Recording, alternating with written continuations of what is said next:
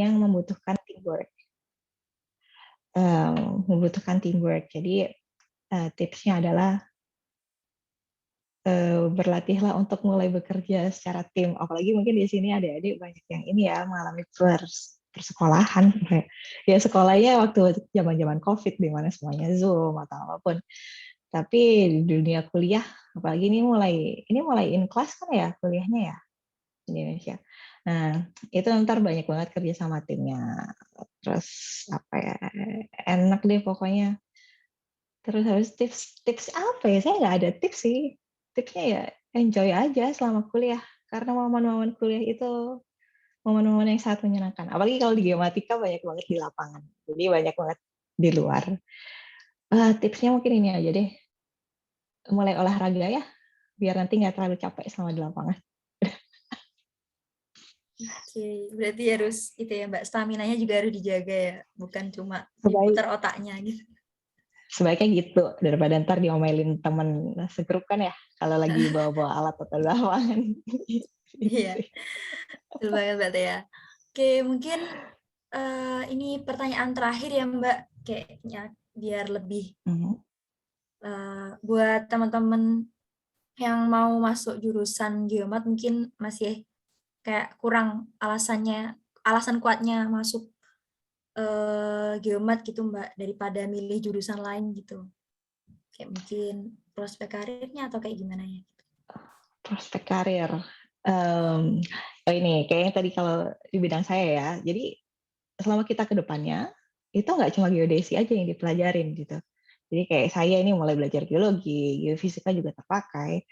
Jadi enaknya kalau ya bagi orang yang suka belajar, itu ada teruslah ilmu yang terserap nanti. Terus prospek karir, mungkin di senior di sini yang narasumber ini mungkin um, ada juga yang bekerja di oil and gas company, terus ada di pertambangan, bidang survei segala macam dengan gaji yang sangat kompetitif dibanding bidang ilmu yang lain. Jadi itu mungkin jadi nilai atau daya tarik tersendiri. Nah, kalau mau yang bekerja di bidang praktikal ada. Nah, untuk saya dan juga mungkin di sini Mas Trismono, kami bekerja di sini lebih ke bidang penelitian.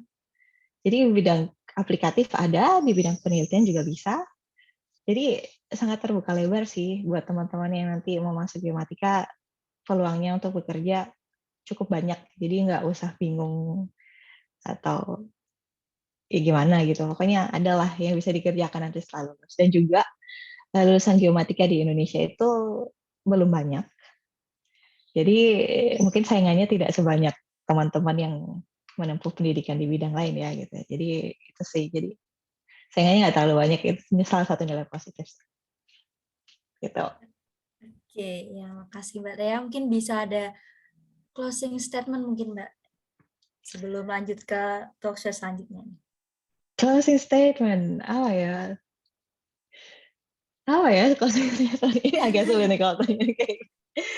Ya buat teman-teman, ya buat adik-adik yang mau masuk kuliah, ini semangat. Geomatika itu jurusan yang seru.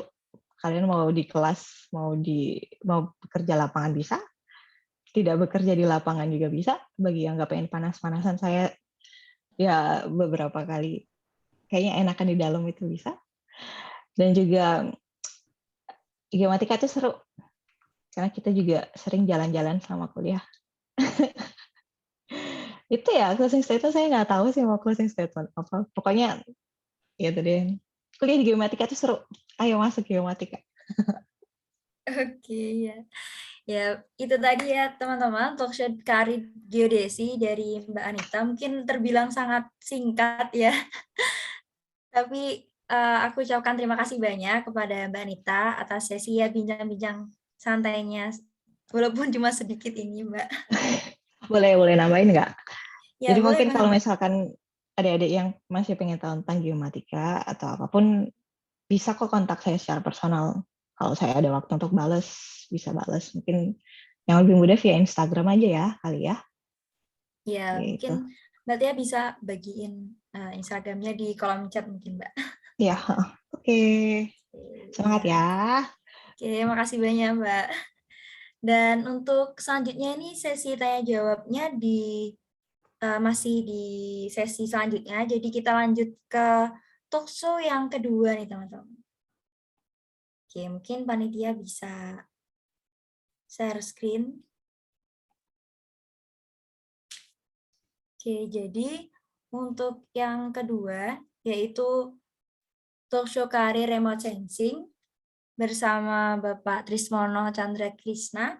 Nah, remote sensing itu merupakan salah satu metode pengamatan atau pengukuran unsur-unsur spasial permukaan bumi. Nah, metode yang sangat efektif dan efisien ini banyak memiliki varians dalam menyediakan rekaman data spasial. Nah, itu tadi mungkin ya sedikit pembukaan lagi dari panitia. Mungkin pada Pak Trismono ya. Gimana Pak kabarnya? Panggil Mas saja, Mbak. Oh iya Mas. Iya Mas Trismono, Ya gimana? baik, alhamdulillah. Gimana kabarnya di Surabaya, teman-teman semuanya? Iya, alhamdulillah juga sehat-sehat Mas. Nah, mungkin Mas Trismono bisa perkenalan dulu biar lebih akrab dengan teman-teman. Monggo. Ya, terima kasih. Terima kasih juga atas undangannya kemarin juga.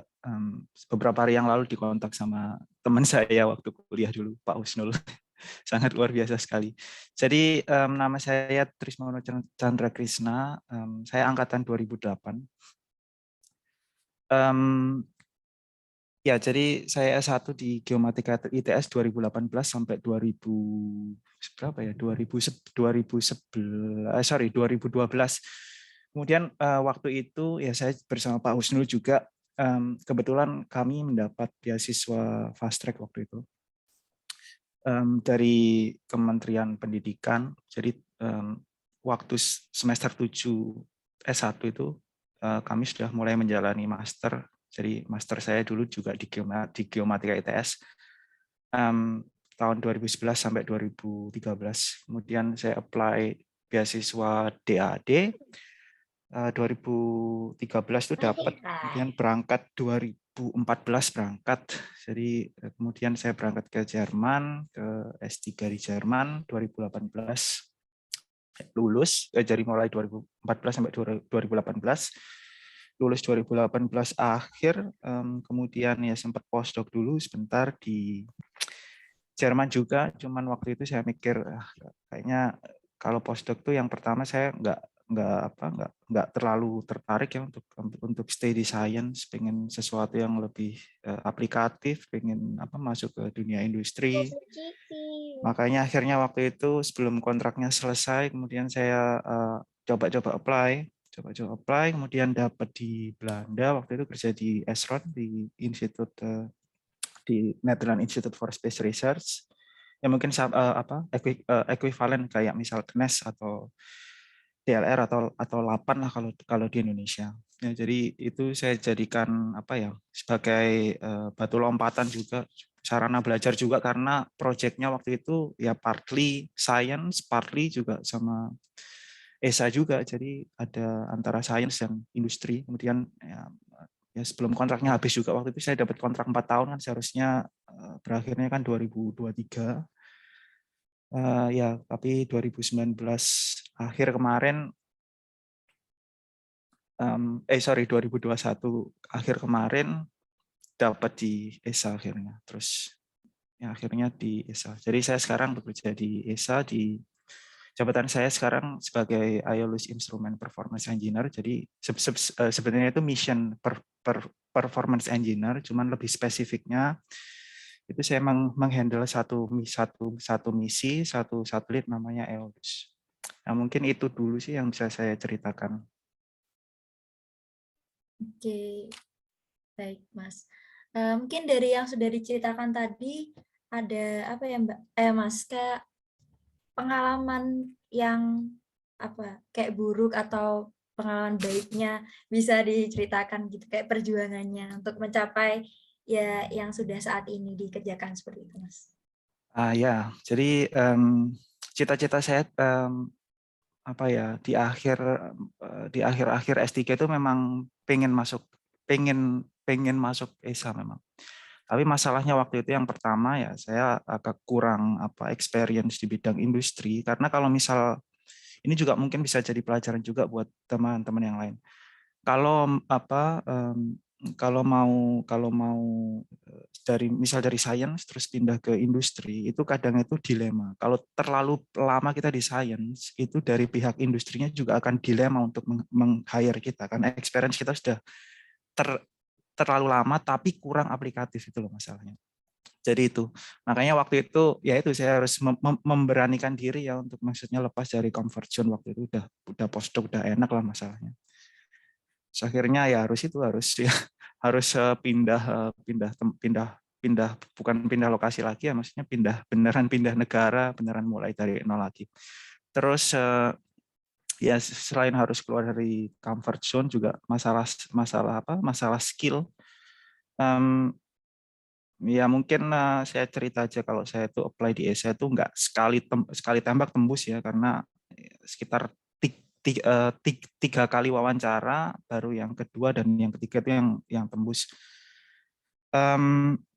Ya dari yang pertama itu beneran kayak belajar gitu, apa yang kurang kira-kira, dan ternyata yang kurang itu banyak sekali gitu, yang harus ditambah. Jadi challenge-nya inilah cukup berat. Jadi saya ngejar skill yang kurang ini ya beneran mati-matian gitu, Mbak. Jadi pagi gitu berangkat kerja sepagi mungkin jam 7 gitu, kemudian pulang jam 4, kemudian sampai rumah mungkin istirahat sebentar, makan, kemudian habis makan gitu ya ini belajar ya, bukan belajar kayak baca buku gitu ya, tapi ya apalah, misal ada skill pemrograman yang kurang atau skill apa yang kurang gitu, beneran sampai malam. Jadi wah beneran gila lah, jadi Sabtu Minggu juga kayak gitu ya. Itu sih ada nggak enaknya waktu mengejar karir itu, jadi kayak kurang work life balance-nya beneran kurang gitu. Iya, begitu ya, Mas. Mungkin kalau gitu dari teman-teman sekarang kan mungkin lebih ke ada yang lagi di mahasiswa akhir mungkin mempersiapkan buat karirnya gitu, Mas. Terus kalau yang ini kan juga ada Iya. baru teman-teman yang masuk. Nah, itu mungkin dari Mas Trismono ada kayak saran untuk kedepannya gimana caranya apa ya, Mas, kayak persiapan untuk karirnya gitu, Mas. Jadi saya spesifik aja ya untuk yang di remote sensing ya. Ya mungkin ya ada terminologi yang mungkin juga harus dipahami juga, bahwa kalau remote sensing itu kan ya kita mempelajari sesuatu ya, kita measure sesuatu tanpa menyentuh objek. Nah, cuman mungkin yang belum terlalu familiar itu ini, Mbak, yang Earth observation itu. Jadi mungkin tadi yang dimaksud di slide yang tadi itu mungkin. Jadi itu kan ya remote sensing tapi untuk bumi gitu. Nah, gitu. Ya yang harus dipersiapkan ya mungkin untuk teman-teman baik yang baru masuk atau yang sudah menjelang lulus, kalau mau stay di bidang Earth observation atau remote sensing for Earth observation, itu menurut saya peluangnya ke depan itu besar. Kenapa? Karena menurut saya juga di Indonesia itu bidang bidang Earth observation seperti yang saya jalani sekarang ya, dan itu masih belum booming, tapi saya tahu bahwa suatu saat itu akan booming dan akan semakin berkembang, dan saya kira ke depannya juga peluang itu akan semakin banyak. Misal mungkin teman-teman juga tahu kalau misal LAPAN atau BRIN itu kan sudah mulai punya banyak satelit ya, walaupun secara kualitas itu masih kurang, tapi suatu saat kan itu kan terus berkembang terus, pasti akan banyak peluang di sana. Terus yang kedua, tips dari saya mungkin jadi gini, yang mungkin bidang remote sensing yang saya pelajari mungkin waktu semasa kuliah itu, mungkin ya saya jujur aja mungkin itu nggak lebih dari 5% lah, kalau misal dengan realita yang ada sekarang ya, saya di ESA itu kan, jadi kan remote sensing itu kan kompleks kan, mulai dari instrumen ya, mulai dari instrumen yang kompleks tuh, mulai dari bikin instrumen, kemudian dia measure, dia punya apa level zero data, kemudian masuk ke level 1, ke level 1A, level 1B, level 2A, level 2B, level 2C, ya sampai macam-macam lah. Nah, itu yang kita pelajari di geomatika mungkin sebagian kecil dari level 1B ke level 2B mungkin. Nah, terus sisanya ini gimana? Nah, itu mungkin yang teman-teman harus belajar. Kalau misal nggak diajarkan di kampus, ya itu juga menurut saya juga bukan salahnya kampus ya, karena itu kan kuliah itu kan kalau menurut saya kan sebagai sarana aja. Oke, kita tahu sesuatu yang sedikit, kemudian kalau kurang ya kita kembangkan sendiri. Nah, jadi banyak hal yang kurang ini harus dilengkapi secara mandiri mungkin sama teman-teman. Jadi harus beneran belajar itu mulai dari level 0 sampai level 2C. Karena ya justru ini yang banyak peluangnya, karena ya mungkin yang banyak kan sekarang di Indonesia itu kan level ini ya, yang tren kayak misal saya lihat di tesis itu kan level 2B, kayak misal apa ya apalah sedimen konsentrasi atau surface temperatur, itu kan hanya sebagian kecil saja. Jadi banyak hal yang harus dipelajari. Tapi kalau nanti detailnya nggak bisa saya jelaskan di sini, ya mungkin nanti bisa, kalau ada yang beneran tertarik nanti silakan kontak. Itu sih Mbak. Jadi ininya ya harus tetap dikembangkan lagi ya Mas, nggak hanya berpatok di mata kuliah yang ada di Betul. kuliah. Iya betul, dan itu beneran sangat kurang sekali. Dan oh ya satu lagi mungkin ya harus kita akui kalau di bidang Earth observation itu kita di Indonesia tuh ketinggalan sangat jauh sekali, beneran jauh sekali. Gimana caranya untuk mengejar itu? Mungkin ya kalau mungkin semasa kuliah itu mungkin saya sarankan ya inilah sering ngikutin artikel-artikel terbaru, mungkin teman-teman juga mungkin bisa ngikutin misal ya di NASA itu lagi ngapain gitu, ada mission apa, terus di ESA itu ngapain, terus kalau remote sensing itu ya menurut saya teman-teman harus juga belajar tentang radiative transfer.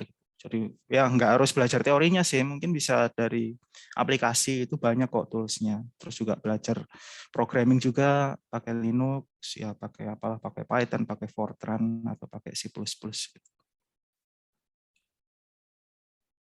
Baik, ya mungkin terima kasih banyak Mas atas ya tips Sama-sama. and tricks ya untuk teman-teman di sini, baik yang mau lulus ataupun yang baru masuk atau yang berkeinginan masuk geomat gitu.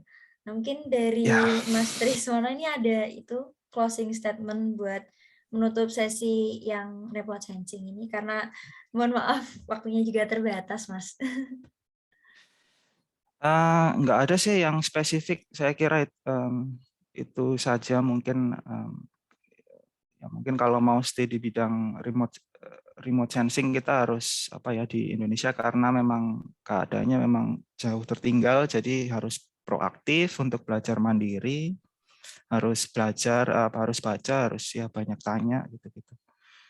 Terus kalau misal teman-teman mungkin mau tanya yang lebih detail juga bisa kontak saya, nanti bisa saya share emailnya.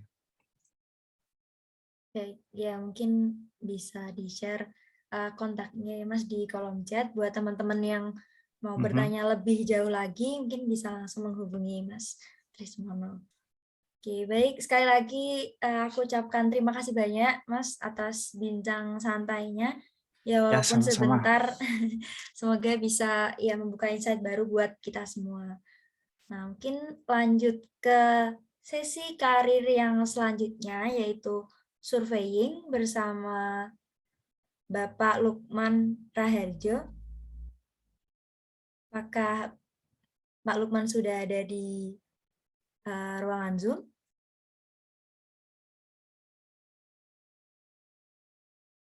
Ya, mungkin sambil menunggu Pak Lukman hadir, ini ada sedikit lagi pembukaan apa sih yang ada di surveying gitu. Jadi karir bidang di surveying itu meliputi ukur wilayah, terus ada juga ilmu ukur tanah, dan merupakan sebuah metode pengukuran titik-titik dengan memanfaatkan jarak dan sudut di antara setiap titik-titik tersebut. Nah, mungkin ini kepada Pak Lukman, Pak, bagaimana kabarnya? Assalamualaikum. Assalamualaikum. Waalaikumsalam, Pak. Waduh, jangan dipanggil Pak ya. Oh, Kelihatan iya. tua nanti. Ya, Mas Lukman, Ya, Mas saja. Biar kelihatan muda. Siap. Ya, mungkin Mas Lukman bisa memperkenalkan diri secara singkat terlebih dahulu biar lebih dekat dengan teman-teman semua. Monggo, Mas. Oke, selamat siang. Perkenalkan, nama saya Lukman Raharjanto. Saya alumni Teknik Geomatika tahun 2008, lulus kurang lebih tahun 2012. Untuk sekarang, saya lagi bekerja di salah satu kontraktor pertambangan di Indonesia, di PT Pama Persada Nusantara. Untuk posisi sekarang, saya menjabat sebagai Main Survey Section Head. Mulai dari karir 2012 sampai sekarang, saya masih tetap di salah satu perusahaan tersebut.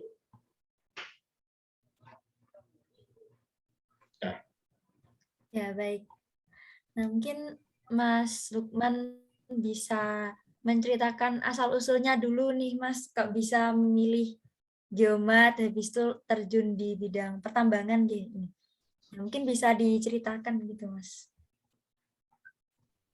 Ya, sebelum saya flashback dulu, Mbak. Jadi sebelum saya masuk Teknik Geomatika tahun 2008, saya sebelumnya angkatan 2007 untuk dari lulusan SMA. Jadi dulu tahun 2007 saya nyoba untuk masuk perguruan tinggi itu saya gagal semua.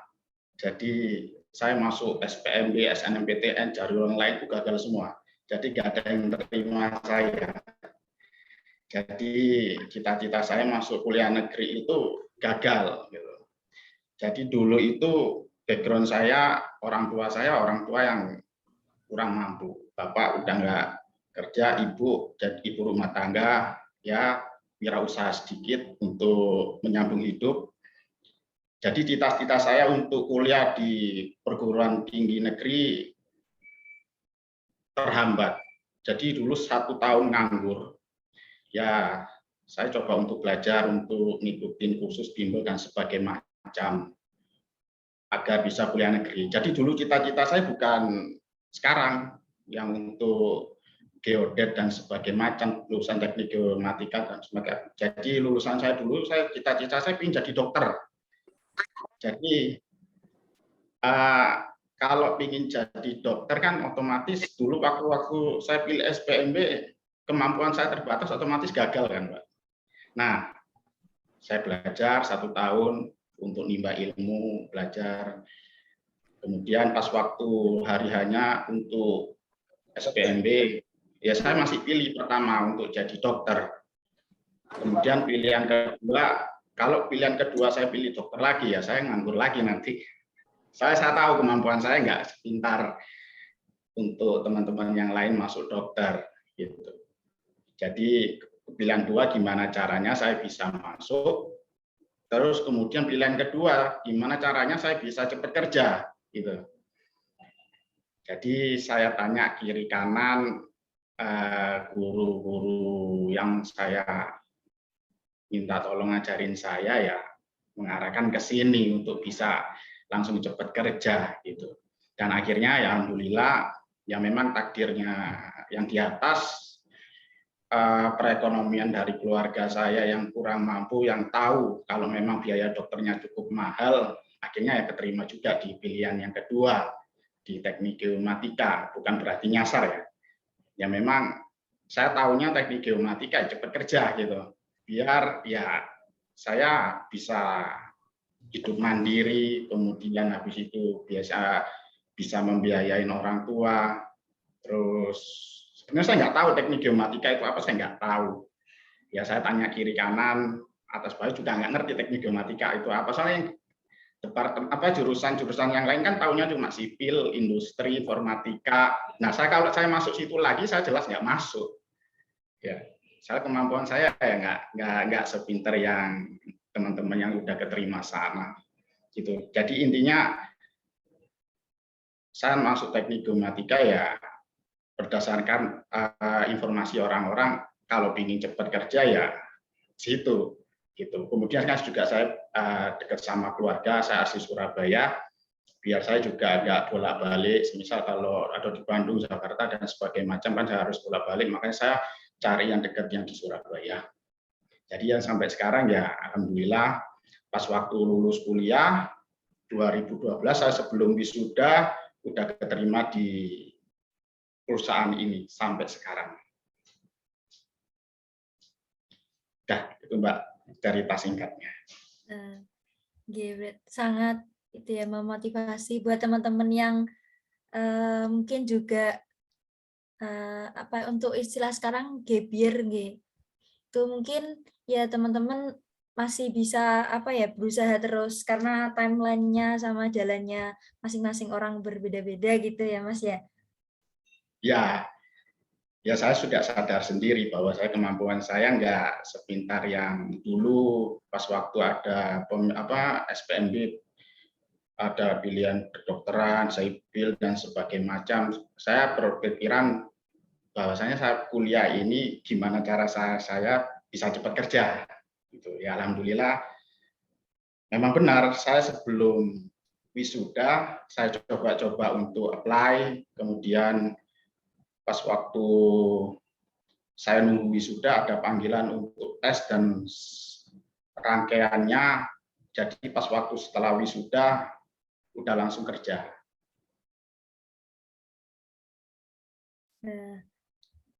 Ya alhamdulillah berarti langsung ada panggilan gitu ya Mas ya setelah wisuda.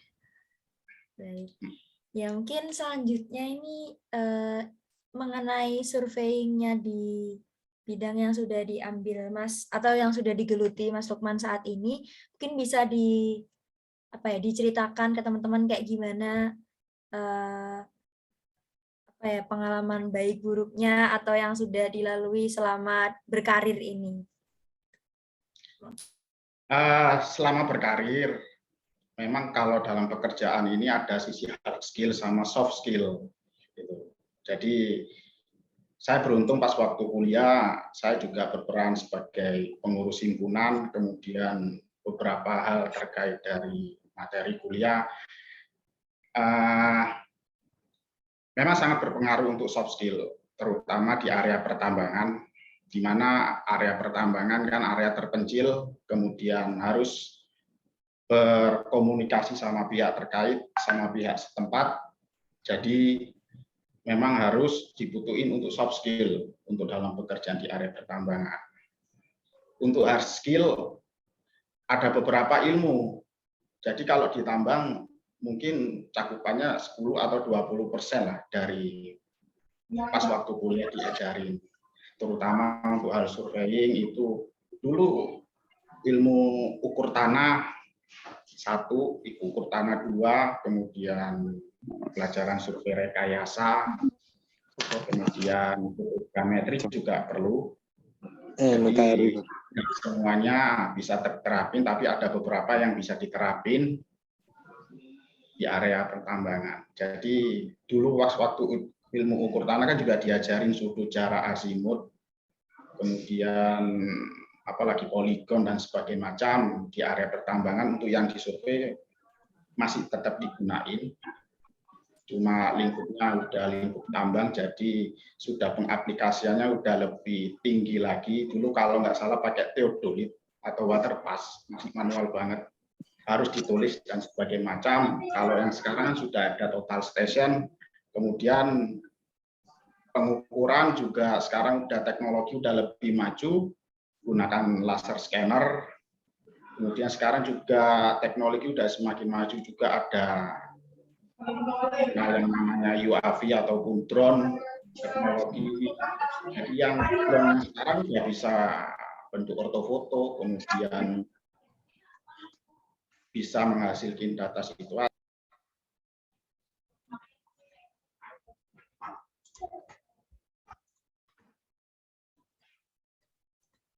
Baik, permisi untuk Mas Lukman, apa ada terkendala? Ya, mungkin dari Mas Lukman sendiri masih ada kendala. Nah, ini ditunggu ya teman-teman. Permisi Mas Lukman, apa sudah hadir kembali?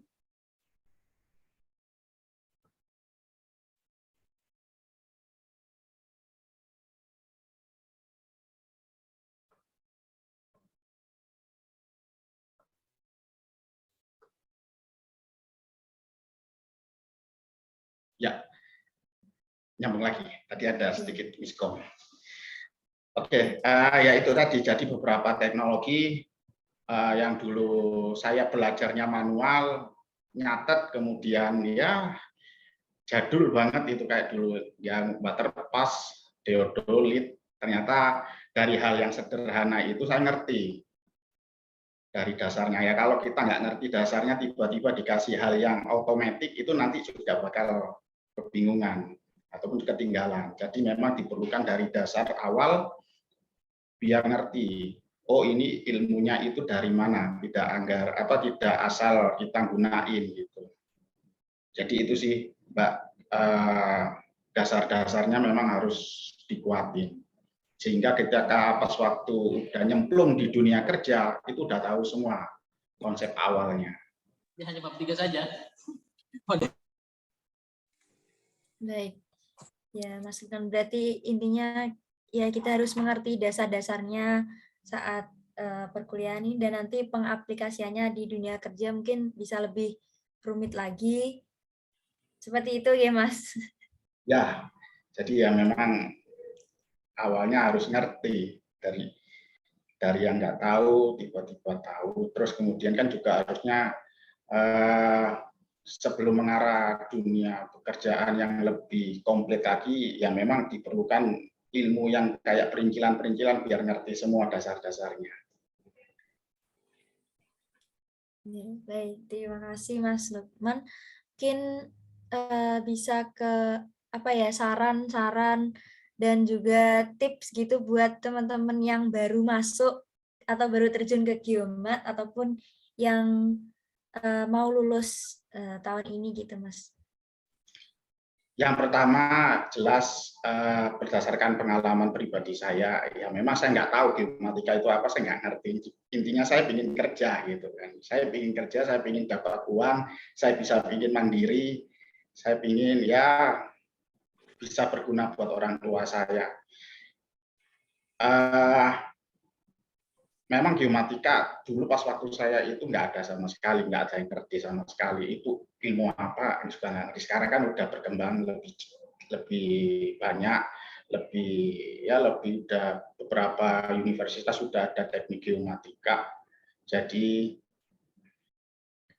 kalau dibilang itu ilmu tersesat tapi benar. Jadi memang tersesat tapi benar kalau ingin tujuannya nanti dapat kerja, kemudian dapat kehidupan yang lebih baik, memang benar. Tapi benarnya yaitu tadi harus ada usaha, kemudian ingin cepat lulus, kemudian ya jangan terlalu lama kuliah gitu. Kalau terlalu lama kuliah nanti kelamaan bisa bahaya itu nanti. Jadi kalau ingin cepat kerja ya udah benar jurusannya itu. Tapi ya itu lagi harus benar-benar diusahain sama belajar dan sebagainya macam. Kalau perlu gabung himpunan ya gabung aja untuk menambah wawasan nanti di soft skill pas waktu pekerjaan. Karena tadi saya bilang benar, 80% itu kalau terjun di area pertambangan ya harus bisa menguasai dari sisi soft skill-nya. Gitu. Itu sih Mbak yang dari saya. Baik Mas Lukman atas sarannya dan juga bincang santainya pada sesi kali ini. Mungkin apa yang disampaikan Mas Lukman tadi bisa menambah manfaat dan juga wawasan baru untuk kita semua. Ya, terima kasih. Baik, terima kasih Mas. Nah, untuk selanjutnya ini ada sesi Q&A. Jadi sesi tanya jawab yang dimulai dari talk show pertama hingga talk show ketiga ini. Jadi buat teman-teman yang mau bertanya bisa langsung raise hand di Zoom ini ataupun menuliskan di kolom chat. Dan jika teman-teman yang sudah bergabung di live YouTube juga bisa menuliskan pertanyaannya di kolom chat YouTube dan nanti bisa kami bantu untuk bacakan.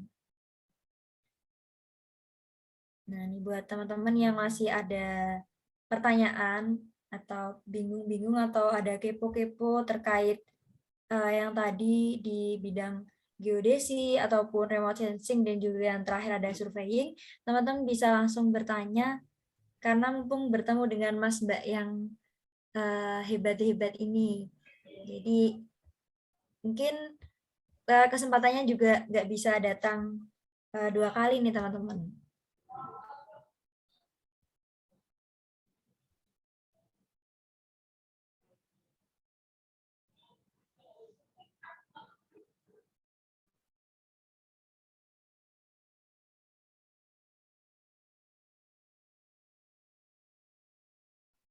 Ya, mungkin sekali lagi ya buat teman-teman yang mau bertanya, mungkin ada adik-adik SMA yang mau bergabung di Teknik Geomatika dan kebingungan atau apa sih prospek karirnya, dan bisa ditanyakan juga kepada narasumber-narasumber hebat kita kali ini, ataupun buat teman-teman mahasiswa Teknik Geomatika yang saat ini sedang berkuliah ataupun yang mau lulus, mungkin bisa langsung bertanya di kolom chat ataupun bisa langsung raise hand dan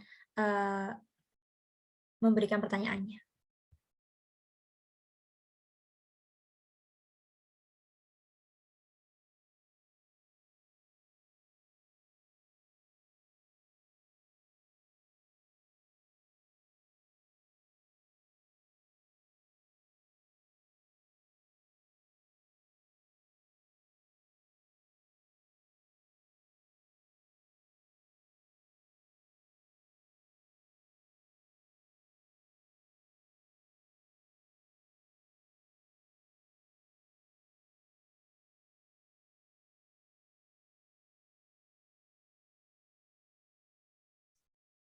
Oke, oh dari Mbak Hana, dari Mbak Hana mungkin boleh menyampaikan pertanyaannya, Mbak. Iya boleh ya. Sebelumnya terima kasih buat jurusan Teknik Geomatika. Saya jadi bisa ngobrol sama alumni saya juga, yang saya suka dengar-dengar tapi belum sempat ketemu. Ya, mumpung ada kesempatan ini daripada tidak terpakai. Saya juga ada yang penasaran ingin saya tanyain. Buat Mbak Tea sama Mas Trismono mungkin ya. Waktu sebelum memutuskan untuk berangkat ke luar negeri untuk berkarir di luar negeri, mungkin bisa dikasih info gitu kayak apa ya, sertifikasi atau dokumen-dokumen apa yang sebenarnya dipersiapkan gitu, atau apa ya, kalau misalnya ada tes-tes yang harus dilakukan di dalam negeri atau mungkin harus di luar, atau kualifikasinya yang kira-kira bisa sekaligus dipersiapkan selama kuliah gitu. Kalau untuk dalam hal untuk bekerja di institusi di luar negeri gitu, kayak Mbak Tea di penelitian situ di Prancis, atau Mas Trismono yang di ESA gitu. Mungkin itu. Saya juga penasaran soalnya. Mungkin saya juga pengen jadi peneliti kalau boleh. Gitu sih. Ya, mungkin itu aja dulu. Terima kasih. Ya, baik. Terima kasih atas pertanyaannya, Mbak Hana. Mungkin dari Mbak Tea ataupun Mas Trismono bisa menjawab. Mungkin bisa dari Mbak Tea. Ya, Mbak. Semoga, Mbak. Makasih ya pertanyaannya, Hana. Ya, mungkin bagi masih banyak orang di Indonesia juga bekerja di luar negeri itu kayak sesuatu yang wah, tapi sebenarnya sama aja sih gitu. Cuma memang jauh dari rumah aja gitu. Mungkin hal yang harus dipersiapkan dulu bahasa asing ya gitu. Karena memang ya itu sangat diperlukan untuk proses komunikasi dengan rekan kerja, dengan dosen, dengan teman perkuliahan juga itu sangat penting. Dan ya jadi persiapan dulu sebelum berangkat adalah belajar bahasa asing. Dan kebetulan saya kuliah di Prancis di mana bahasa Inggris itu tidak terlalu terpakai gitu. Jadi mau nggak mau saya dulu belajar bahasa Prancis. Cuma ketika saya karena saya bekerja di bidang penelitian kerjasama dengan kolega lain dari banyak negara itu juga selalu terjadi gitu. Jadi bahasa Inggris pun juga itu kalau bisa dibilang itu suatu kewajiban untuk bisa ngobrol bahasa Inggris. Dan sarannya untuk apa ya? Kenapa saya bisa sampai sekolah sampai sekarang dan akhirnya terjun di bidang penelitian adalah ambil tiap kesempatan yang ada. Ada suatu stereotip bagi orang Indonesia ya khususnya adalah kita itu orangnya malu-malu, sungkan. Gitu. Itu kayaknya kudu disingkirkan dulu perasaan sungkan atau malu-malu karena yang sangat sangat kompetitif gitu untuk apa ya untuk masuk kuliah, untuk meniti karir di luar negeri itu tuh sangat-sangat kompetitif. Mungkin nanti Mas Rismono bisa cerita gimana kita tuh bisa nggak usah sungkan sama orang lain gitu. Itu sih. Apalagi ya pertanyaannya? Ya, jadi kalau misalkan untuk mau bekerja dalam bidang penelitian harus sekolah yang cukup lama lagi ya gitu. S1 ya, S2 itu agak sulit untuk malah jadi bidang penelitian gitu. Jadi mau nggak mau harus S3. Harus S3. Iya, itu sih. Itu sih. Apalagi ya? Udah mau jawab pertanyaan belum ini Hana? Atau ada mau udah? Oke. Itu sih sebenarnya. Ya pokoknya jangan sungkan untuk bertanya, jangan sungkan untuk menunjukkan kalau kita tuh punya kemampuan yang sebenarnya dicari sama orang gitu. Itu sih. Dan jangan capek untuk belajar. Kalau mau di bidang penelitian ya, karena tiap hari belajar terus ya sebenarnya. Gitu. Itu sih kayaknya itu aja kalau dari saya. Ya, terima kasih Mbak Tia. Yang mungkin dari Mas Trismono, jika ada tambahan, boleh Mas? Iya, sebenarnya mirip, mungkin juga mirip juga dan ada tambahan dengan Thea juga. Jadi kalau di tempat di SH itu memang bahasanya memang menggunakan bahasa Inggris ya. Jadi ya saya juga sempat menyesal sih kenapa dulu nggak belajar bahasa yang lain. Maksudnya ketika di Jerman juga bahasa saya nggak improve. Cuman kalau mbaknya misal pengen aku mau kerja di Jerman gitu. Ya selain bahasa Inggris, saya sarankan juga belajar ini Mbak bisa belajar harus bisa bahasa lokal gitu. Karena itu kan untuk karir ke depannya juga ya dan ya kita tinggal di sana kan kita kan juga berkomunikasi dengan lokal. Jadi kalau misal bahasanya bisa bahasa Inggris saja mungkin ada sekarang sudah banyak company yang menggunakan bahasa Inggris. Tapi kalau Mbak misal mau merangkak karirnya Indian kan ya kan berkomunikasi dengan klien kan biasanya ya banyak yang lokal kan jadi harus bisa bahasa lokal. Kemudian masalah apa ya? Masalah kultur. Jadi ya hal yang cukup menjadi tantangan bagi saya waktu itu beneran kultur. Jadi kalau berkomunikasi dengan orang sini ya, misal orang Jerman, orang Belanda, orang Inggris itu beda. Jadi saya pun sendiri juga kalau misal berkomunikasi dengan sekarang itu juga sudah mulai bisa membedakan. Kalau misal berkomunikasi dengan kolega yang Indonesia itu gimana, kalau dengan orang luar gimana? Karena ya, kalau misal kita berkomunikasinya misal oh ya silahkan gitu bisa diinjek Mbak. Kalau misal meeting juga nggak ada yang dengerin. Jadi ya itu masalah kultur dalam berkomunikasi dalam berinteraksi gitu. Jadi terus kemudian kalau misal tipsnya buat bisa dapat kerja kalau di sini sorry tadi kalau misal dari Indonesia ke sini saya waktu itu masih dalam rangka beasiswa. Jadi untuk syaratnya kalau mau beasiswa mungkin bisa langsung refer aja lah ke penyedia beasiswanya. Tapi kalau kerja di sini itu pengalaman saya ya, itu ya kalau di sains mungkin ada tambahan sedikit ya, harus punya publikasi yang bagus, punya track record yang bagus. Kemudian kalau di sains yang ngajar juga harus punya experience ngajar biasanya, yang itu bisa didapat ketika kita lagi S3 atau lagi master, kita sempat ngajar gitu. Tapi untuk kerja terutama ya pengalaman saya di industri itu murni skills. Memang kita harus beneran harus perform memang. Jadi nggak ini sih nggak terlalu penting kalau sejauh yang saya tahu ya, kayak misalnya harus punya sertifikasi, ikut ikut apa itu enggak. Ya itu memang harus punya skill dan harus top lah biar dipilih gitu. Itu aja, makasih. Baik, terima kasih banyak atas jawabannya Mas Trismono dan juga tadi Mbak Tea. Dari Mbak Hana, apa sudah terjawab?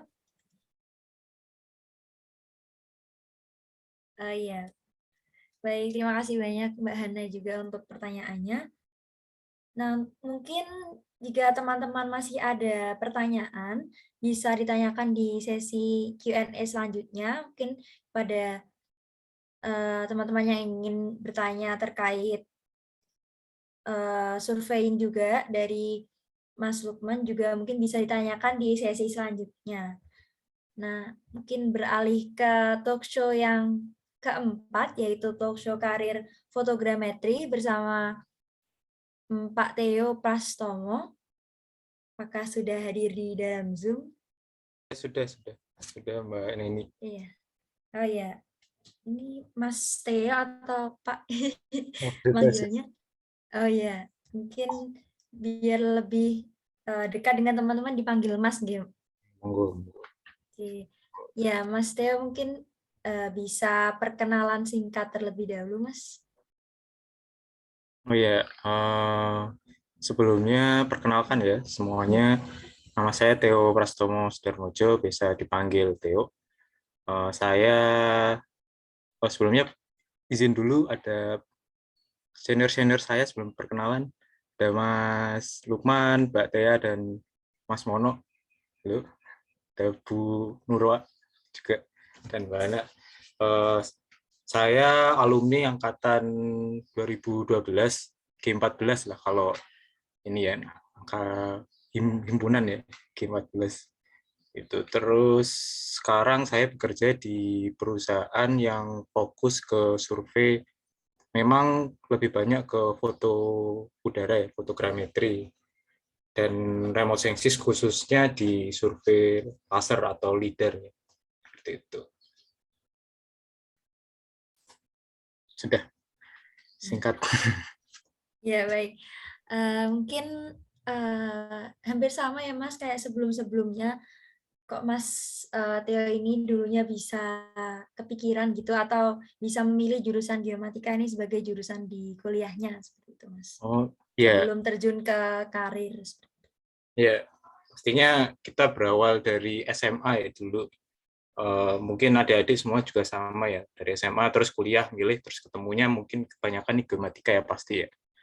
Nah, kalau saya dulu sebenarnya ini bukan pilihan pertama, banyak memang ya, bukan pilihan pertama. Kan sistemnya kalau mau masuk perguruan tinggi kan ada SBMPTN atau namanya ganti-ganti lah tiap tahun itu pasti, tapi ada pilihan-pilihan lah.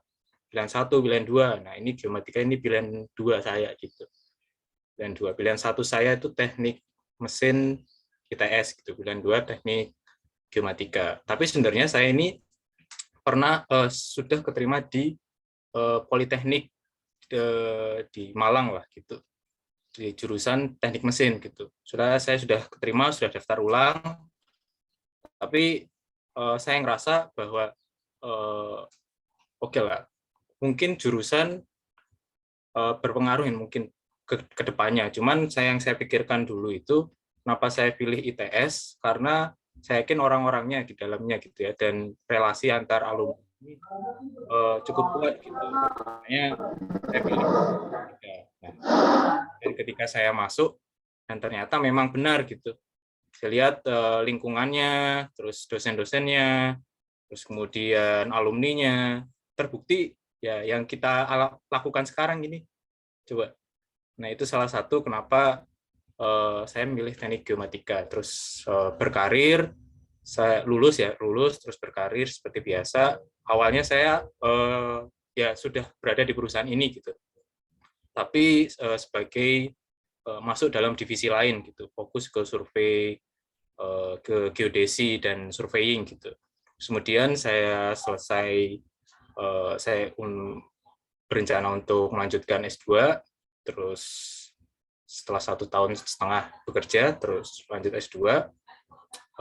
Kemudian setelah S2, saya pindah karir lagi dari industri ke dosen.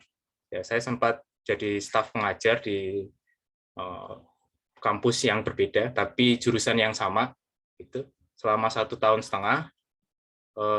Terus kemudian ya sempat ketemu adik-adik mahasiswa, tempat ngajarin ya samalah mahasiswa itu. Terus habis itu balik lagi ke kantor ini, tapi dengan posisi yang berbeda gitu.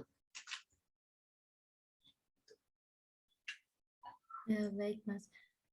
Mungkin itu Mas, kalau boleh tahu dulu itu apa namanya, kayak ada rintangan atau halangan gitu untuk mencapai karir saat ini, mungkin bisa diceritakan juga Mas.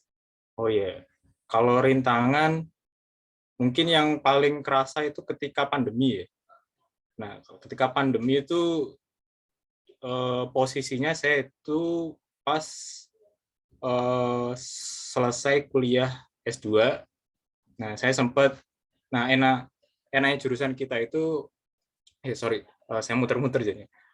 Setelah awal pandemi itu saya lulus S2. Nah, setelah lulus S2 itu saya sempat beberapa bulan itu istilahnya tidak bekerja gitu, nganggur. Kalau dihitung bulanannya itu sekitar mungkin 6-7 bulan saya nganggur gitu. Ya karena tahu sendiri kondisi ekonomi dan banyak perusahaan yang mem-PHK gitu kan. Nah, tapi alhamdulillah syukurnya di bidang ini karena saya punya beberapa relasi teman, terus senior gitu, saya dapat istilahnya saya kerja tapi tidak terikat kontrak gitu, hanya beberapa waktu gitu, by project gitu, istilahnya freelance beberapa bulan, 3 bulan, sekitar 3 bulanan gitu. Terus kemudian baru lanjut ke dosen gitu. Nah, saya masuk dosen pun ini kebanyakan saya by relasi gitu. Ada senior kita yang kerja di kampus itu ya, kampus ITERA kalau yang waktu saya menjadi dosen itu Institut Teknologi Sumatera, ya saya akhirnya masuk ke sana. Kemudian setelah saya rasa kurang cocok untuk saat itu, kemudian balik lagi ke kantor yang lama, ini pun juga by relasi gitu. Saya kontak orang di perusahaan, bagaimana, terus saya bekerja lagi di kantor yang sama, seperti itu. Baik Mas, mungkin yang selanjutnya itu apakah atau bagaimana kayak relevansinya antara mata kuliah yang dulu diajarkan di perkuliahan sama aplikasinya di dunia karir ini, Mas? Ya, relevansinya amat sangat relevansi kalau yang karir yang saya sedang jalani ini. Karena memang dari saya sendiri, mulai dari awal saya masuk atau awalnya saya ini nggak ada ketertarikan sama teknik geomatika. Saya tertariknya dari awal itu teknik mesin lah, istilahnya teknik industri, di bawahnya teknik industri. Sedangkan kalau teknik geomatika ini kan di bawahnya teknik sipil ya. Saya nggak tertarik ini, sama sekali tidak tertarik. Cuman karena istilahnya udah saya pilih, ya saya pelajari sedalam-dalamnya gitu. Bidang apa sih di dalamnya si geomatika ini, ngapain aja gitu. Apa sih kelebihannya gitu istilahnya. Ya saya pelajari, dan kebetulan yang memang lebih banyak saya tekuni kebetulan ke sub bidang fotogrametri gitu. Dan apakah ada relasinya dengan yang dipelajari di kampus? Ada, sangat ada gitu. Semuanya ada gitu. Ya mungkin ada beberapa yang enggak ya, karena di bidang saya ini memang khususnya di perusahaan saya enggak fokus ke bidang hidrografi gitu. Cuman ada sedikit pengetahuan di bidang hidrografi. Cuman kalau yang diajari waktu kuliah ya hampir semuanya dipakai gitu. Mungkin nama-nama mata kuliahnya mungkin beda ya. Tapi intinya kurikulumnya atau mungkin buku jadi sumber materinya itu mungkin sama. Nah, itu sangat-sangat berguna gitu. Kadang waktu kerja pun kalau misal istilahnya kita nggak bisa solve problem, ujungnya balik ke ya kuliah, balik ke basic S1 gitu. Berarti ya sangat berhubungan ya Mas, masih ilmunya dari kuliah sampai ke dunia kerja. Iya, sangat. Mungkin untuk penutup ya Mas, karena mohon maaf waktunya sangat sedikit. Jadi ada saran ataupun tips and trick gitu buat teman-teman yang mau masuk, mungkin kalau ada teman-teman yang SMA mau masuk ke Geomat, ataupun teman-teman yang saat ini sedang kuliah ataupun yang mau berkarir gitu Mas. Ada saran-saran. Ini audiensnya macam-macam ya. Ada yang SMA, ada yang lagi kuliah, atau ada yang mau lulus juga ya? Iya Mas. Oh, kalau saran tips intinya tekun aja sih. Gitu, nggak banyak-banyak, nggak aneh-aneh gitu. Kalau misal kalian udah pilih ya, misalnya ini pilihan kalian ya, teknik geomatika gitu, atau mungkin pilihan orang tua gitu, dan kalian percaya sama orang tua kalian, ya udah jalanin aja gitu. Kalau misal ada batu loncatan kah atau halangan kah, ya udah tekunin aja. Nggak ada yang aneh-aneh. Terus kalau dosen ngajar dan sebagainya ya sesuai norma aja gitu. Nggak aneh-aneh. Baik Mas, mungkin untuk yang akan berkarir atau yang lulus tahun ini gitu Mas. Kalau akan yang berkarir, ini sih, kalau yang saya lihat bedanya ketika saya dulu waktu kuliah, terus sama yang sekarang itu, kita langsung saja, saya promosi ini, namanya apa? Sosial media. Sekarang kan anak zaman sekarang banyak rame sosial media nggak sih? Nah, itu main ke sosmed gitu. Kalau sosmed yang buat orang kerja, ya tahu sendiri, LinkedIn. Ya. Nah, at least kalian, teman-teman semua harus punya itu. Itu cara paling simpel kalau menurut saya untuk cari kerja. Ya walaupun belum tentu kalian udah berusaha di situ langsung dapat, belum tentu. Tapi ya kalau di bidang kita, kalau misal kan ada open recruitment, close recruitment gitu ya. Ya kalau mau close recruitment ya lewat situ gitu. Kalau open recruitment ya cari aja. Baik di Instagram lah, di apa gitu. Cari terus. Tetap semangat lah intinya. Tekun, tetap semangat. Baik Mas, terima kasih atas sarannya. Mungkin itu Mas bisa dicantumkan atau teman-teman yang mau tanya lebih dalam terkait fotogrametri atau bidang yang ditekuni Mas Theo ini bisa menghubungi Mas Theo langsung gitu Mas, misalnya lewat LinkedIn ataupun sosmed lainnya juga boleh Mas. Bisa. Silakan, itu sosmed sama LinkedIn saya, nama saya itu Theo Sudarmojo. Gitu, tinggal di searching di Google nanti keluar kok. Baik. Siap Mas, terima kasih banyak atas sesi bincang-bincangnya. Semoga yang disampaikan dan kita diskusikan bersama ini bermanfaat buat kita semua. Nah, sekali lagi terima kasih Mas. Mungkin bisa lanjut ke talkshow yang terakhir, yaitu talkshow karir hidrografi bersama Mbak Hana. Ya, Mbak Hana Ani. Ya. Halo Mbak Hana, gimana kabarnya Mbak? Halo, baik. Ini gimana kabarnya? Belum capek ya? Alhamdulillah. Terakhir ya? Iya, terakhir Mbak, belum capek kok Mbak. Alhamdulillah sehat juga Mbak.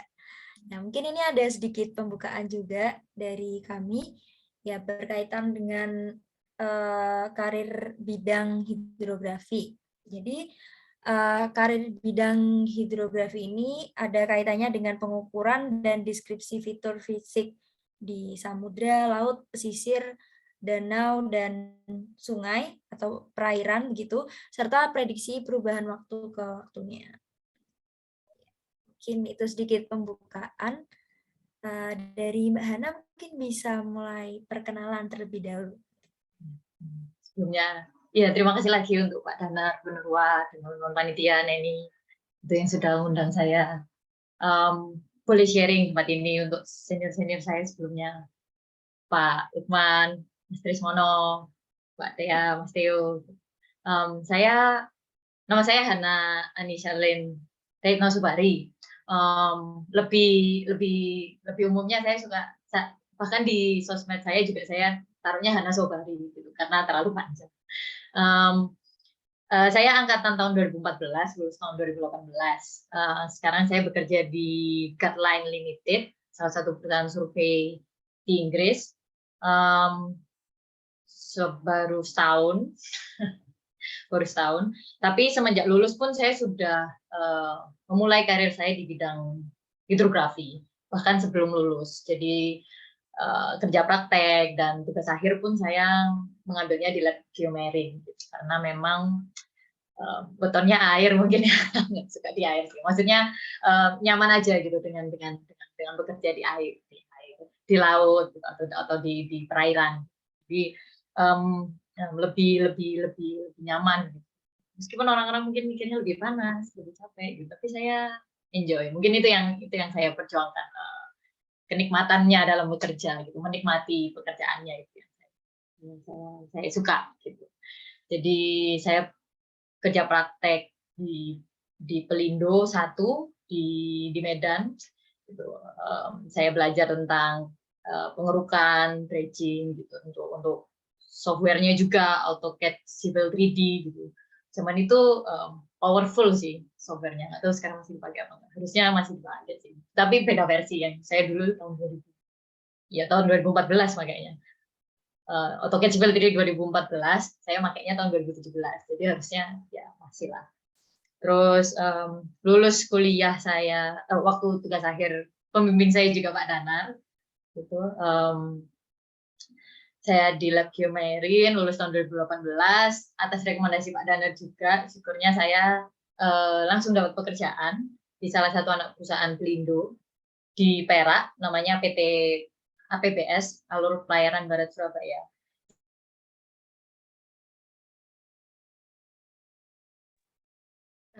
Permisi, sepertinya Mbak Hana sedang ada kendala. Apa Mbak Hana sudah kembali?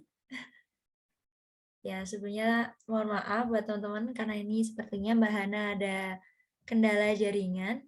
Jadi bisa kita tunggu sebentar. Dan mungkin diingatkan sekali lagi ya sambil menunggu Mbak Hana, teman-teman di sini mungkin bisa, yang ada pertanyaan bisa ditanyakan lewat kolom chat maupun nanti langsung raise hand gitu ya teman-teman. Nah ini sepertinya Mbak Hana sudah kembali. Iya, aduh, minta maaf. Ya, gak apa Mbak. Sampai mana ya? Mungkin dari itu direkomendasikan oleh Pak. Oh iya, Pak Danar, itu saya direkomendasikan Pak Danar ke salah satu manajer di perusahaan itu, cucuk perusahaan Pelindo, Surabaya, Pelindo 3, namanya PT Alur Pelayaran Barat Surabaya. Saya bekerja di situ jadi project administrator, tapi dia memang bekerja memulai usaha di bidang pengerukan gitu. Jadi membentuk tim proyeknya dari awal gitu, terus membentuk tim survei dari awal gitu kan, untuk sewa alat dan lain sebagainya, untuk membuat laporan, membuat RAB, FUTPAS, proyek dan lain sebagainya, yang mana sebenarnya kita juga pelajari sebelumnya di jurusan, tapi mungkin teori dan tidak serumit lapangan gitu kan. Kita juga diajarin bikin kurva S, RAB, rincian anggaran biaya kalau nggak salah ya, waktu kita kemah kerja, waktu praktikum hidrografi di jurusan gitu. Jadi memang sudah diperkenalkan hal-hal seperti itu gitu, yang akhirnya terpakai di pekerjaan saya yang pertama setelah lulus. Jadi sebelum lulus pun sudah bekerja di situ dan berkecimpung di administrasi proyek itu, sampai di satu titik saya juga harus terlibat di surveinya. Waktu itu kami masih memakai survei single beam, gitu. Karena memang perusahaannya baru banget untuk memulai, masih merintis untuk di bidang survei dan pengukuran. Jadi pakai single beam, terus sewa alat GPS-nya, tight gauge-nya masih ngukur manual, gitu-gitu. Jadi merasakan pekerjaan lapangannya di situ. Seru. Yang mana juga sebenarnya praktikum hidro dan kemah kerja juga kita sudah banyak di lapangan, banyak di lapangan. Gitu. Jadi sangat-sangat relevan lah, maksudnya sangat-sangat membantu perkuliahan di geomatika ini, gitu. Karena up to date. Saya masih up to date. Terus dari perusahaan PT APBS itu saya dapat kesempatan untuk bekerja di salah satu perusahaan grup Belanda namanya PT Van Oord Indonesia. Jadi Van Oord sendiri ini perusahaan grup Belanda yang sudah cukup lama di Belanda, terus mereka membuka perusahaan di Indonesia dan atas nama PT Van Oord Indonesia, gitu. Dan mereka mencari junior surveyor waktu itu. Di mana saya kenal perusahaan ini tuh ya waktu saya kerja di PT APBS. Gitu. Jadi memang apa ya, ini sangat berkesinambungan gitu saya bekerja. Gitu. Jadi waktu saya jadi project admin sedang meeting gitu kan, karena dia perusahaan Belanda, project manajernya pun ada yang dari Belanda, gitu. Terus ada yang works manajernya orang India, lalu chief surveyor-nya orang Malaysia, Chinese gitu. Jadi intinya memang meeting itu diselenggarakan dengan bahasa asing gitu ya, satu bahasa Inggris. Nah, kebetulan yang mereka lihat adalah saya cukup paham gitu. Bahkan dalam segi komunikasinya ya. Apalagi kalau saya boleh tambahkan pun saya cukup paham dengan sistem, maksudnya cara pekerjaan pengerukan, alur pekerjaan pengerukan gitu. Karena saya kerja prakteknya mempelajari itu gitu. Jadi mungkin dari segi desain atau slope, istilah teknis gitu yang mungkin saya belum terlalu paham tapi sudah mengenal itu, jadi saya familiar aja gitu. Jadi kalau mereka beliau-beliau ini ngomong dan saya mendengarkan, saya mencatat, terus saya membuat laporan dan lain sebagainya, di situ terlihat gitu, oh tahu gitu, oh mengerti gitu. Jadi saya diberi kesempatan gitu, kayak coba kirim CV-nya gitu, atau ya CV ya, kurikulum vitae, dilihat gitu, terus ijazahnya gitu. Setelah itu, setelah setahun di APBS, akhirnya saya pindah ke PT Van Oord Indonesia ini, yang mana sebenarnya sudah cukup settle gitu. Mereka sudah cukup lama di Indonesia, jadi sudah punya kapal survei, sudah punya kapal keruh gitu, sistemnya pun sudah ada, alatnya pakai multi beam gitu kan. Jadi lebih tetap masih bekerja di lapangan gitu, masih harus install BM, benchmarknya, harus install tight gauge-nya gitu kan, harus install multi beam-nya, tapi untuk kapal surveinya sendiri sudah fix gitu. Jadi dari segi pole, gagang multi beam-nya itu sudah fix. Jadi untuk pengukuran lever arm, tahu belum ya? Mungkin ada yang belum tahu. Mungkin yang sudah kuliah mungkin tahu lever offset-nya gitu, dari itu sudah ada. Gitu. Cuma harus dipastikan gitu. Jadi tetap ada pengukuran ulang, tapi harusnya hanya beda mili. Gitu. Nggak yang atau senti, nggak sampai yang beda sekian meter. Gitu. Saya bekerja di perusahaan PT Van Oord Indonesia itu 3 tahun. Lalu pandemi, seperti yang Mas Theo alami juga, saya 7 bulan di rumah. Jadi saya juga merasakan itu. Ya, saya rasa semua orang merasakan itu. 7 bulan di rumah karena memang transportnya kan nggak bisa gitu, kemana-mana nggak bisa gitu. Karena saya juga bekerja di Fund on Indonesia itu kami bekerja pengerukan maintenance dredging gitu. Jadi di pelabuhan-pelabuhan, misalnya di pelabuhan Tanjung Perak atau di pelabuhan Tanjung Priok atau di pelabuhan Bengkulu gitu, kami memastikan kedalaman alur pelayaran itu sesuai dengan apa ya kapasitas mereka gitu. Misalnya kedalamannya minus 13 meter, tapi akibat sedimentasi dan lain sebagainya jadinya numpuk gitu, minus 10 jadinya. Nah, itu yang dikeruk, yang 3 meter ini yang dikeruk, diambil lalu dibuang agar kapal-kapal kargo yang lewat kan nggak kandas gitu. Dan ya kapal kargo itu kan yang bawa barang-barang ekspor, impor, perdagangan dan lain sebagainya gitu. Jadi keterkaitannya di situ. Setelah itu, setelah 7 bulan di rumah, gitu kan, cukup bingung juga. Akhirnya saya pun memutuskan untuk mencoba apply. Sebenarnya di perusahaannya tidak terlalu gimana gitu. Tapi saya juga ingin upgrade diri gitu, ingin mempelajari hal yang baru, gitu. Yang mungkin lebih. Gitu. Jadi saya mencoba untuk apply di perusahaan offshore, offshore lepas pantai gitu. Nah, itulah kenapa saya akhirnya berakhir di Guardline ini. Gitu. Dia perusahaan survei yang lebih banyak menangani area lepas pantai, site surveinya. Gitu. Itu sih mungkin kurang lebihnya.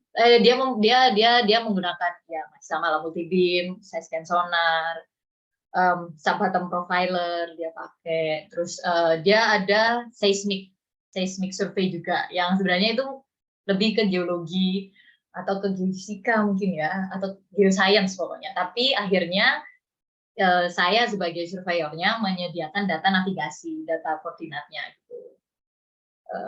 Gitu sih. Itu dulu mungkin ya. Daripada bingung. Ya. Itu dulu mungkin. Dan Ya. Ya baik, terima kasih banyak Mbak. Apa ya? Ceritanya yang cukup menarik dan memotivasi mungkin saya sendiri juga. Dan pastinya teman-teman juga tadi banyak yang terbuka, insight-insight baru, apalagi tentang pengerukan ya Mbak di bidang hidrografi juga. Nah mungkin itu sih Mbak, kan ada terjun di lapangannya ya mungkin ya Mbak, di awal-awal karir. Nah itu mungkin lebih untuk perempuan Mbak. Misalnya ada teman-teman yang di sini juga teman-teman yang perempuan, biasanya kan apa ya Mbak, kayak takutnya itu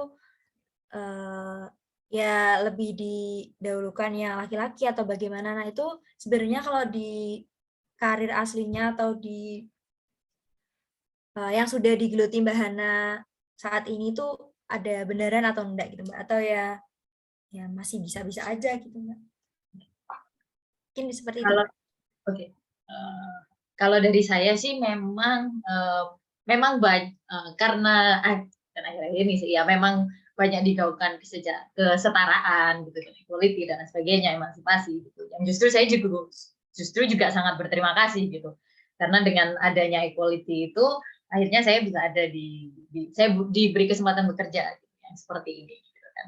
Cuman yang mau saya tekankan adalah kalau misalnya ada kesempatan untuk bekerja sama atau bahkan sebelum bekerja di suatu perusahaan gitu, untuk sekadar kayak kemah kerja dan praktikum hidrografi, saya selalu tekankan itu sih, karena memang itu kayak latihannya gitu sebelum di lapangan real life-nya itu sebenarnya kurang lebih sebenarnya sama gitu, cuman cakupannya aja mungkin yang berbeda gitu. Jadi meskipun kita wanita gitu, tapi meskipun ada kesetaraan dan sebagainya gitu, justru karena ada kesetaraan itu kita yang harus membuktikan bahwa kita juga setara gitu, kita juga mampu, kita juga tangguh, kita juga tough gitu. Jadi di lapangan gitu, jangan terus ada kesetaraan, tapi terus pas di lapangannya minta terlalu manja gitu. Saya paham kalau memang nggak kuat, ya nggak kuat gitu, tapi jangan terus dimanjakan juga gitu. Itulah mengapa mungkin saya kurang lebih setuju juga dengan Mbak Tea yang kalau di lapangan itu harus fisiknya kuat gitu, stamina gitu, karena itu juga nggak salah juga gitu. Itu sangat benar malah, karena itu juga dari sisi kita sendiri sehat gitu kan, kalau saya orang sehat, keringetan di luar gitu kan, kena sinar matahari itu kan juga sehat. Gitu. Jadi justru waktu menjadi perempuannya itu harus proving gitu, harus membuktikan gitu bahwa ya memang kesetaraan ini benar bahwa kita punya kemampuan hard skill yang sama, pengetahuan yang sama, kita belajar bersama, mempelajari materi yang sama gitu dan bisa melakukan hal yang sama, bahkan mungkin lebih teliti gitu, karena kan biasanya wanita selalu dibilang lebih teliti ya, bahkan Rp1 pun dihitung gitu kan. Jadi harus bisa provingnya di situ sih gitu. Dan saya merasanya di luar ya, kayak karena saya juga bekerjanya di perusahaan luar, justru di sana malah lebih banyak sedang membuka banyak sekali kesempatan untuk wanita-wanita gitu yang mau bekerja di bidang ini gitu, di bidang lapangan lah taruhlah, yang memang mayoritinya orang pria-pria sebetulnya, karena di luar sana mereka lebih banyak menggaungkan gender equality gitu, terus diversity gitu, baik dari segi nationality atau dari segi gendernya gitu sih. Jadi kesempatannya sangat banyak malah buat kita wanita. Saya percaya juga di Indonesia juga semakin lebih banyak. Ya baik, terima kasih Mbak Hana atas pertanyaannya. Mungkin karena ya waktunya yang sudah habis, mungkin Mbak Hana bisa memberikan closing statement nih Mbak buat teman-teman semua. Statementnya apa ya? Gak ada sih. Proving aja sih. Saya selalu itu dia, buktikan aja gitu. Jadi apalagi saya berbicara sebagai offshore wanita yang tinggal di kapal, yang kadang ceweknya cuma 1, cowoknya 29 gitu kan. Tapi tidak semenakutkan yang dibayangkan, karena ya pasti yang bekerja di situ adalah orang-orang pria-pria yang paham dan terhormat dan profesional gitu. Jadi tidak menakutkan gitu. Cuman kitanya juga harus berani untuk berkomunikasi, speak up, juga ramah gitu, dan proving gitu, membuktikan aja gitu. Kalau kita, meskipun kita cewek dan meskipun kita dari Asia gitu. Karena saya juga ada sih cewek-cewek surveyor yang dari Inggrisnya sendiri juga ada gitu. Tapi ada juga surveyor yang dari Malaysia gitu. Tapi kita juga harus proving kalau meskipun dengan kultur kita yang tadi Mas Trismono bilang kalau kita atau Mbak Tia juga bilang sungkanan dan lain sebagainya, itu harus dihajar gitu, harus di breakthrough gitu, harus ditembus gitu. Karena bisa nggak bisa pasti bisa gitu. Harus dibiasakan, akan terbiasa dengan lingkungan pekerjaannya dan dengan tuntutan pekerjaannya, pasti bisa. Proving aja sih. Apalagi kalau enjoy dengan pekerjaannya, kayak senior saya tadi kan sangat menikmati pekerjaannya. Jadi saya rasa itu akan menjadi pendorong gitu untuk bisa membuktikan di pekerjaannya kalau bisa baik. Mungkin Neni. Ya, baik, terima kasih banyak Mbak Hana atas closing statement.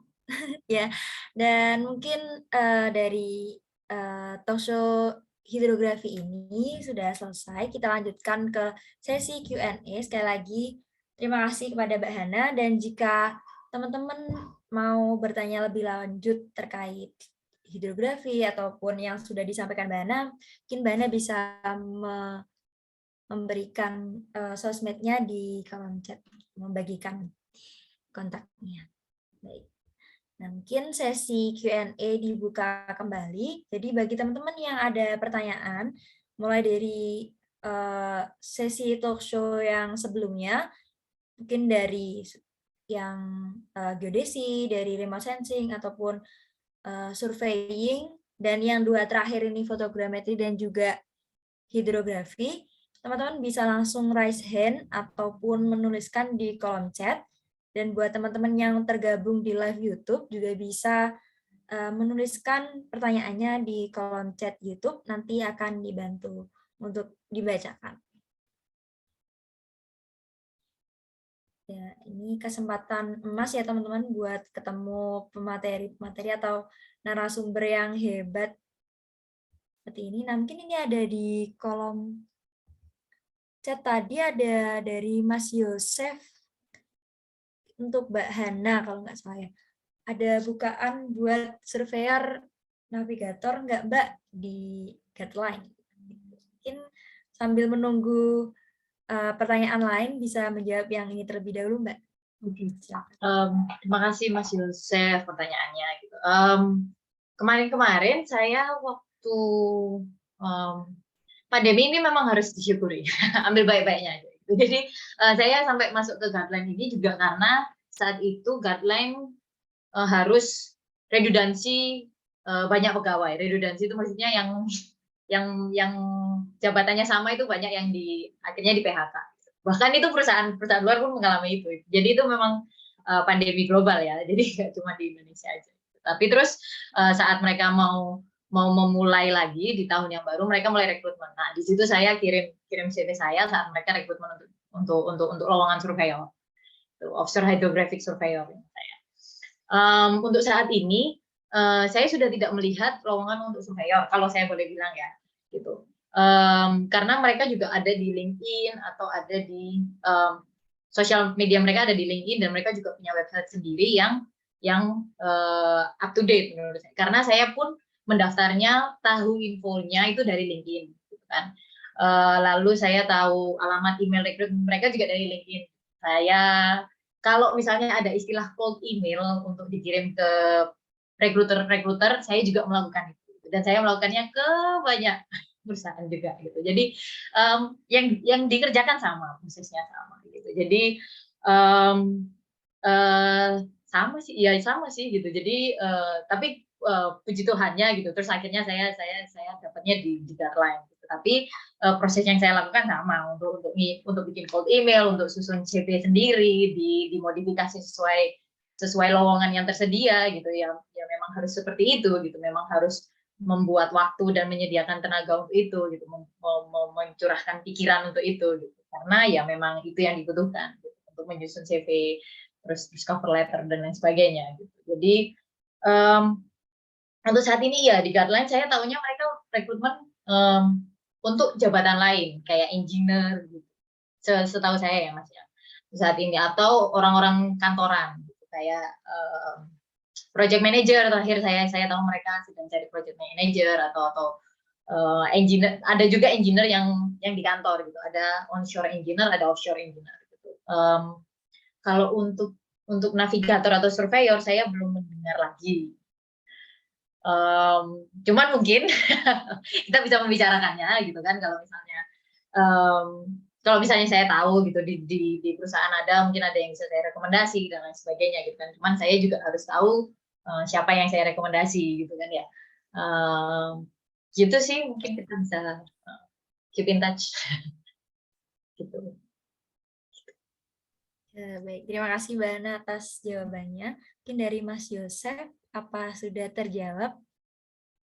Dan mungkin seperti yang dibilang Mbak Hana tadi, jika ingin lebih tahu mungkin bisa menghubungi ya. Ya. Baik, sudah terjawab. Mungkin lanjut ke pertanyaan berikutnya, ini untuk Mbak Hana lagi, ini ada di kolom chat. Yang pertama ada tips and trick ketika cuacanya lagi buruk di offshore, kemudian ada tips and trick lagi ketika pertama kali menjumpai software-software yang baru di lapangan. Mungkin bisa dijawab. Bad weather di offshore. Biasanya bad weather di offshore itu yang ombak sampai 4 meter, yang memang kerja nggak bisa, makan nggak bisa. Gitu. Yang kadang kita juga crewingnya ini kayak survey crew, bahkan maksudnya survey crew itu pekerja surveinya sama marine crew-nya itu orang-orang kapalnya itu yang kayak nggak ngerti gitu. Ngapain kita tetap ada di sini padahal kita tidak bisa bekerja dan tidak bisa makan. Jadi kita benar-benar terombang-ambing di kapal. Kadang se-challenging itu gitu. Se-challenging itu kondisi bekerja di kapal survei.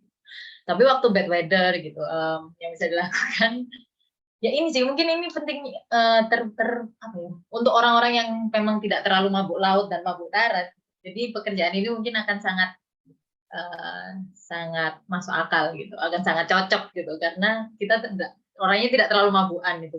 Kalau toh mengalami mabuk, biasanya itu di hari pertama dan hari kedua.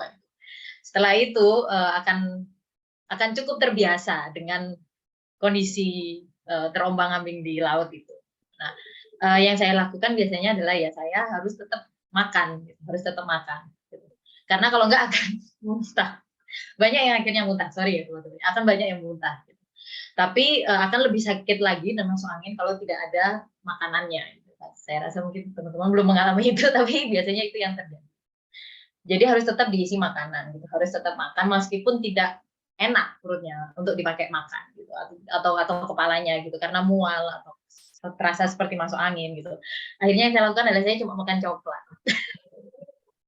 gitu, karena makan yang manis-manis gitu, makan yang memang biasanya appetite-nya itu apa ya, rasa laparnya itu kan jadi menurun ya, rasa ingin makan itu jadi menurun karena kita mual, masuk angin dan lain sebagainya gitu. Tapi saya rasa kalau untuk makan coklat, makan hal yang kayak gitu itu masih pengen aja gitu untuk nyamil gitu. Jadi sebenarnya intinya harus tetap nyamil sih.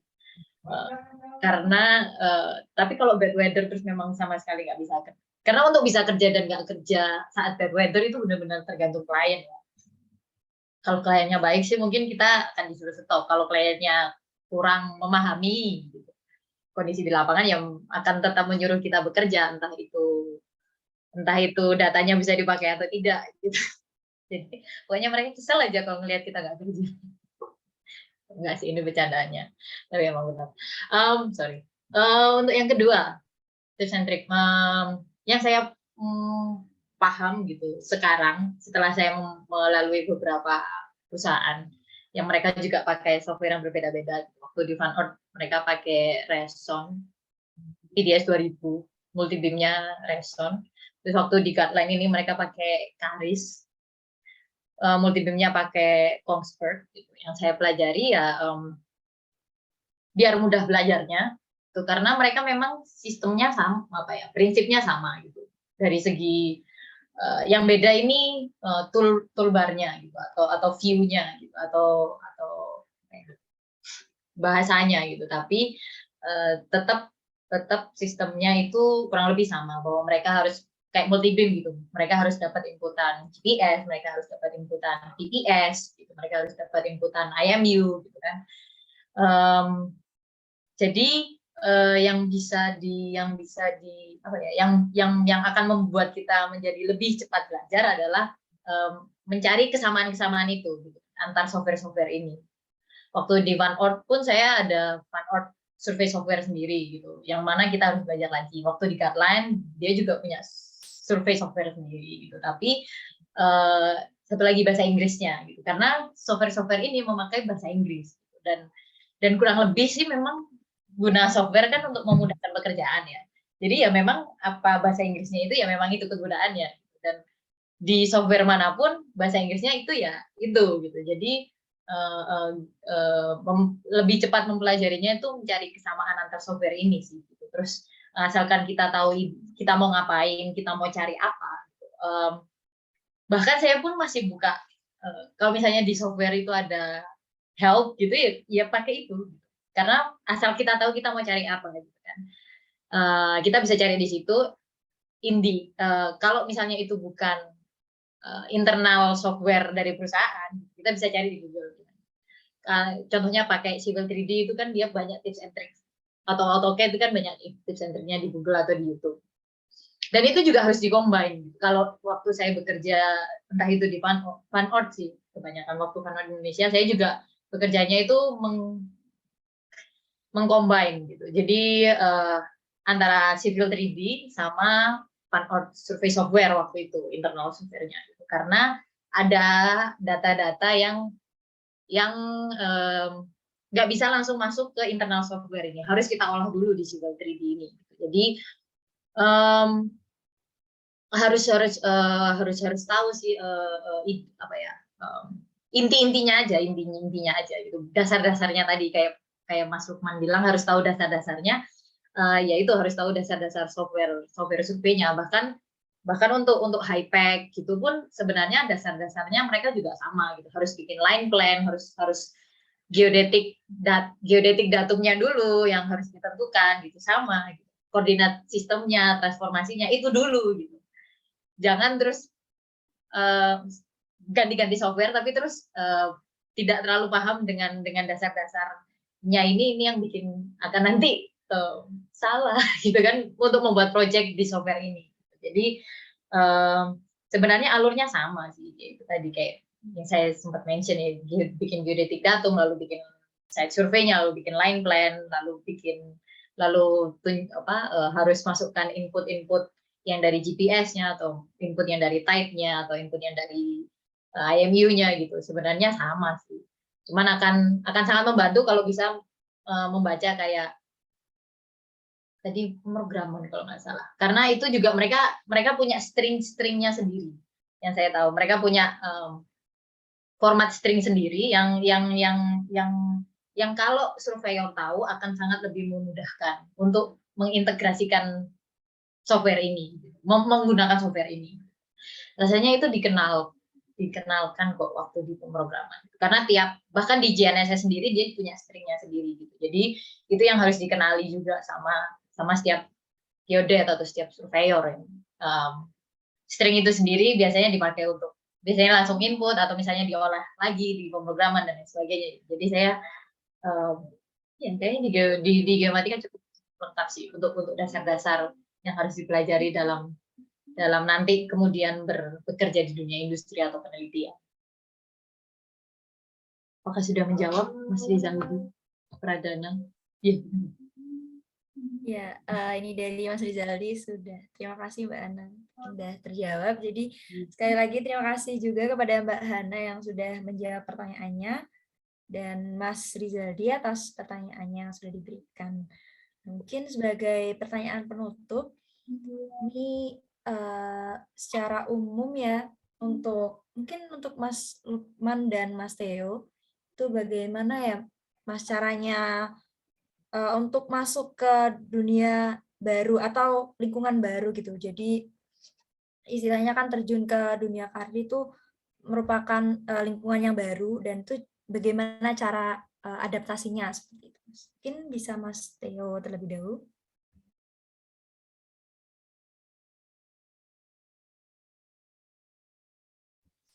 Terima kasih Mbak Neni.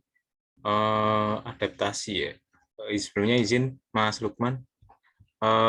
Untuk adaptasi mungkin itu akan berjalan sesuai dengan waktu ya. Karena memang kadang itu yang disebutkan Mas Lukman tadi sebelumnya. Soft skill itu kadang penting juga, enggak lebih penting kalau kata Mas Lukman 80%-nya soft skill ya.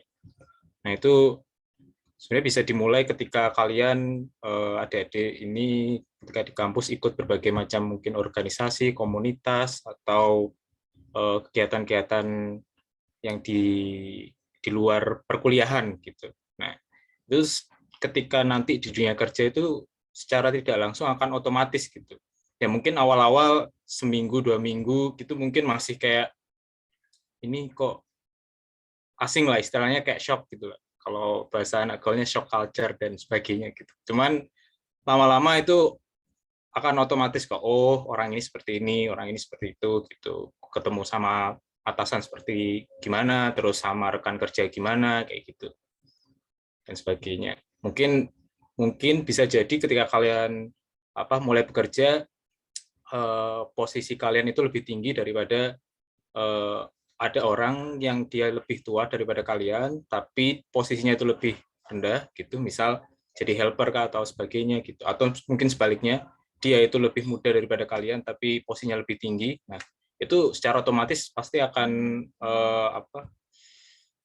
berjalan lah, gitu. Ketika kalian sudah biasa di kampus, gitu. Seperti itu sih. Ya baik, terima kasih jawabannya dari Mas Theo. Nah, mungkin untuk Mas Lukman ini ada kepentingan lain ataupun ada kendala jaringan, jadi sudah tidak berada di Zoom. Jadi untuk jawaban Mas Theo ini menutup sesi Q&A kedua kali ini. Sekali lagi terima kasih banyak kepada teman-teman yang sudah aktif bertanya dan juga kepada narasumber kita yang sudah menjawab pertanyaan-pertanyaan yang telah disampaikan. Dan sebelum mengakhiri sesi Q&A ini ada baiknya kita berfoto atau mengabadikan momen pada hari ini, dan dimohon on cam buat teman-teman yang sudah hadir di sini karena sesi dokumentasi akan segera dimulai. Dan mungkin kepada yang bertugas, kami persilakan.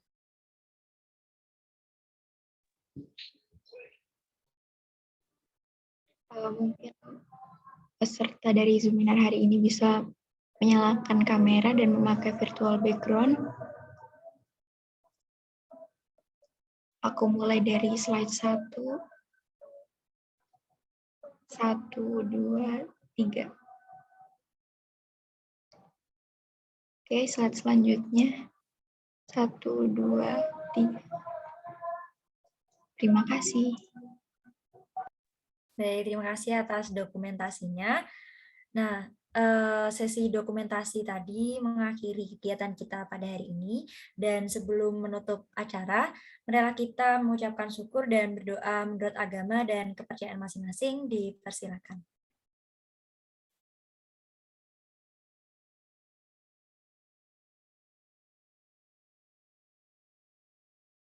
Tidak ada kata cukup dalam berdoa.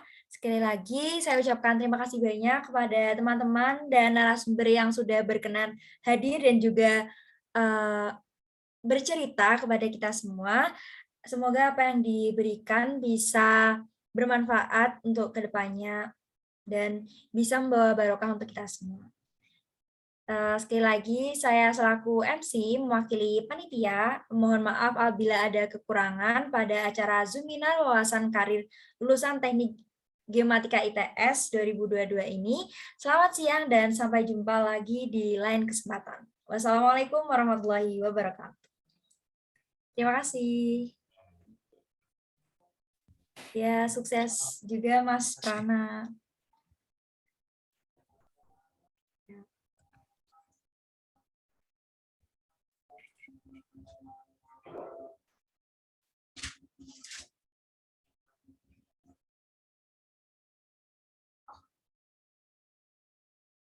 Kepada teman-teman dan seluruh narasumber, jika ada kepentingan lain boleh meninggalkan Zoom. Sekali lagi terima kasih banyak atas kehadirannya. Terima kasih.